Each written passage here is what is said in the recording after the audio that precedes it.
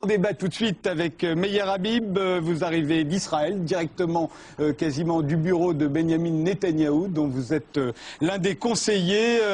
Vous êtes le Benjamin Netanyahou, qui est le chef du parti Likoud, le parti de droite, qui pourrait bien devenir le prochain Premier ministre israélien. J'ajoute qu'en France, on vous connaît comme le vice-président du CRIF, mais ce n'est pas le vice-président du CRIF qu'on a invité, c'est le conseiller de Benjamin Netanyahou. Face à vous, Shlomo Sand, historien israélien, professeur à l'université de Tel Aviv. Vous êtes l'auteur de Comment le peuple juif fut inventé, de la Bible au sionisme. Vous vous interrogez aussi bien sur l'origine historique des Juifs que sur la politique identitaire de votre pays. Alors, les élections, c'est une photo d'un instant dans la vie d'un pays. Je propose de regarder tout de suite la façon dont les résultats ont été racontés en France sur cette chaîne hier soir. Regardez.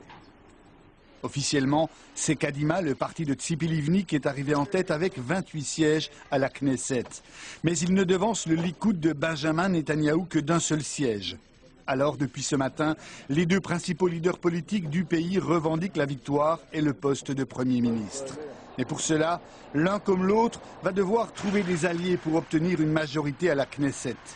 Avec au centre de toutes les attentions, cet homme, Avigdor Lieberman, le chef du parti d'extrême droite Israël Notre Maison, arrivé en 3e position.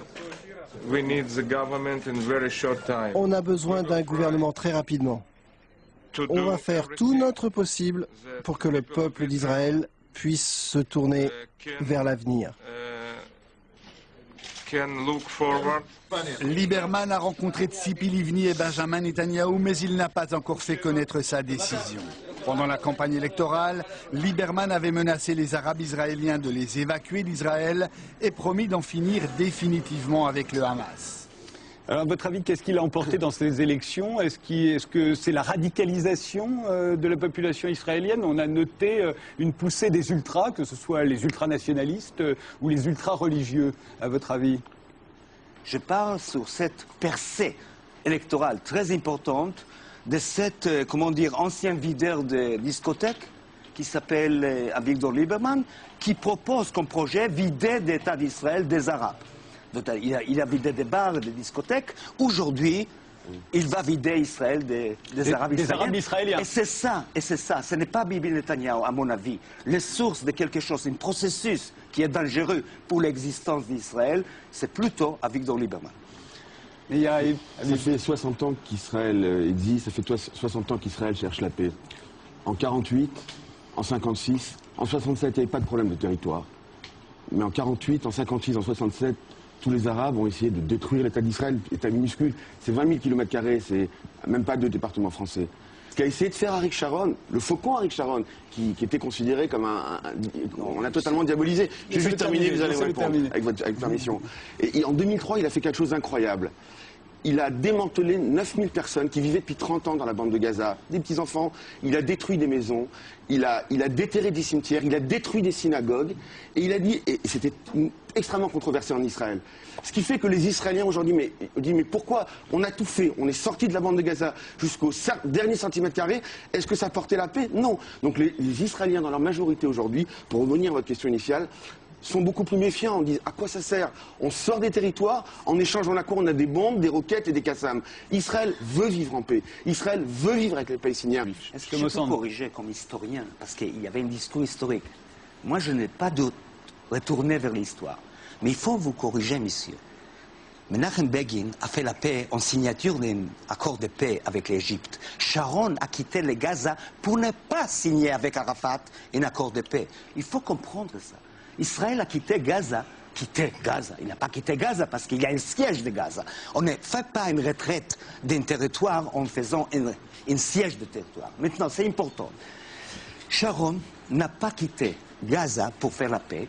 Il a quitté Gaza pour ne pas faire la paix avec les Palestiniens, pour ne pas sortir de Cisjordanie, pour ne pas évacuer le Jérusalem arabe. C'est clair pour moi. Mais c'est 42 ans, si on parle de l'histoire, monsieur, 42 ans qu'un peuple sans aucun droit politique vit sous une occupation de l'armée israélienne. En plus, depuis 67, vous voulez dire? Depuis 60, et plus de ça. Non, ne me dérange pas. Monsieur Habib, comme historien, confrère, ne me dérange pas. Maintenant, la chose importante est qu'en 2002, mars 2002, les ligues arabes, inclus le OLP, inclus le gouvernement liban avec 2 ministres Hezbollah, ont fait reconnaissance d'Israël des frontières de 67. Israël n'a pas réagi. Israël n'a pas déclaré qu'il accepte une paix durable, profonde avec les Palestiniens.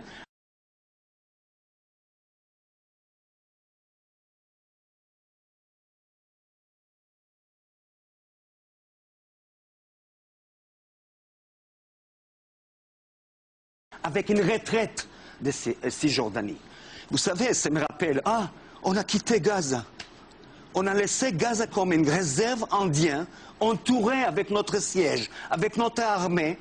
Et par contre, on garde Cisjordanie. Avec les colonies, on a continué la colonisation. Et en plus, cette année-là, pendant qu'il y avait un pourparler avec Mahmoud Abbas, Israël a continué à grandir les colonies. Et en plus, à ce moment-là, Israël fait le maximum pour enterrer toute Jérusalem avec des colonies juives. Et dernière phrase, vous avez fait. Vous avez me dit, État juif, c'est votre État qui vit à Paris, mais ce n'est pas un État de 20% des Arabes. Et c'est ça qui est important. Pourquoi Lieberman a eu tellement de voix? À cause de votre discours qui appelle ça. Moi, je voudrais un État, république de toutes les Israéliennes. Pas une république qui appartient à Habib, qui vit à Paris comme vice-président de CRIF, mais un État des collègues arabes qui travaillent avec moi à l'université de Tel Aviv, qui payent les taxes. Et voilà, un État qui dit qu'il n'appartient pas à ses citoyens, mais il appartient à Habib qui vit à Paris. Je crois que cette anomalité, cette refus des gens comme Habib, qui est Israël, qui je comprends qui était né comme État juif à 48, après les Shoah, après les tragédies, devient une république de ses citoyens et pas l'État des, comment dire, des deuxième résidence, comme la résidence secondaire de M. Habib. Monsieur, il faudrait peut-être rappeler à monsieur Bon, qui représente, il faut comprendre que monsieur représente la frange de la frange en Israël. Israël est un démocratique. Ce n'est pas une faute, d'ailleurs. Ben non, mais les gens quand même doivent le savoir. Les gens doivent savoir aussi qu'en Israël vivent 1,5 million d'Arabes. Quand vous promenez à l'université de Jérusalem, vous voyez des femmes voilées de partout.